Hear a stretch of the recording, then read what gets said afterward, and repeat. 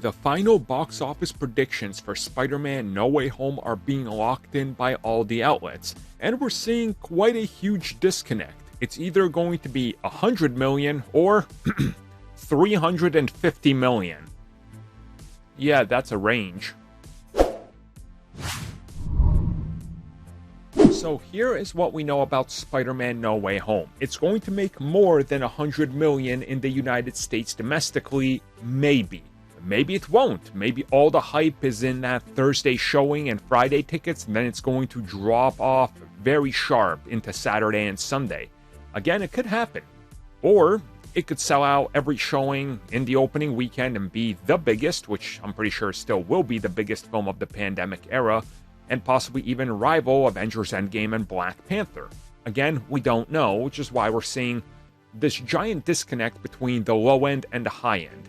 Typically, you go into a film like we have in the previous couple months, Shang-Chi, it'll go between 40 and 90. Eternals, 40 and 90. Venom, 50 and 100, probably. We don't know. Spider-Man, 100 to 350, maybe more, maybe less. You're just a fanboy. Admit it. You hate Spider-Man. No, I see your comments accusing me of hating Spider-Man, which I have no idea how that's the new thing, that I don't like Spider-Man. I just...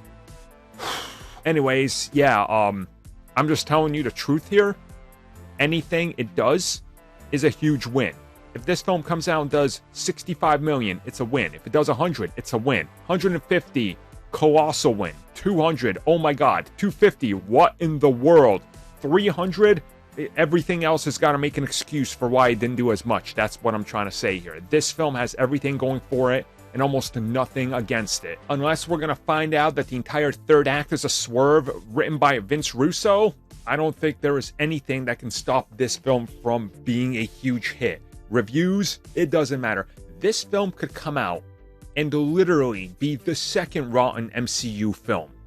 It's not going to stop it. It certainly didn't stop Eternals from crossing 400 million or whatever it's at now. I haven't checked because I honestly don't care. But you get what I'm saying, right? This film could literally have a 0, and the hype will be so huge that it's review proof. That's kind of what it is. I've always said I think the MCU at this point is review proof, and I think Eternals show that more than anything. So this film, I think this film has the same thing.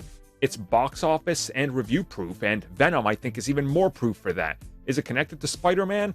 It's gonna do good. Now, Nick, before you save that for the end of January with Morbius, I'm excluding Morbius out of this, so just so you know, Morbius doesn't belong in this conversation. I'm just saying, the core Spider-Man brand, MCU, this hype, the amount of hype I'm seeing everywhere, just from casuals alike, it's huge. I think this thing might actually be unstoppable at this point.